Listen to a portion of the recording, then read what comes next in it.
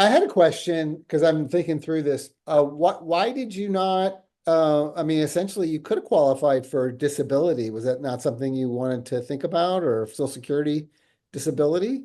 That's something that I have pending. And once I knew that I wasn't going to be able to return to work, I filed a disability claim. Mhm. And working in my field, a lot of the people that I've worked with over the years, most of them are some sort of SS, recipient. And everyone pretty much told me the same thing now that I think back on the stories when I'm meeting with these people in the intakes, Mhm. that it's a process and it can be a very long, drawn out process with Social Security. And everyone told me the same thing. It's almost as if they don't want to give it to you. I'm in my third appeal status right now.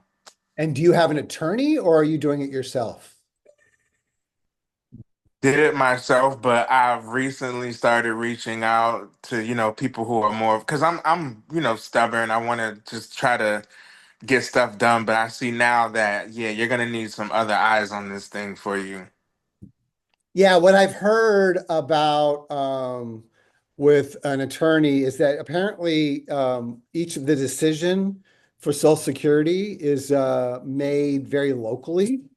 And because of that, and the ju and there are courts involved, can be involved in the process, that you can find it that you can get rejected, but every kind of jurisdiction has a different approval process because certain jurisdictions I've heard, like if you apply in Queens, there's a big backlog, so it's very difficult to Mm, get it done there, right?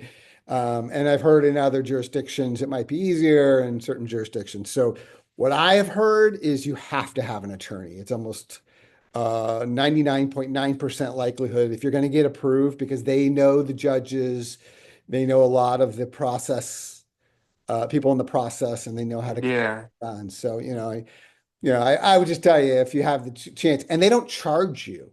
The attorneys, basically what they do is they have the ability to take 30% of your back pay up to $6,000. right.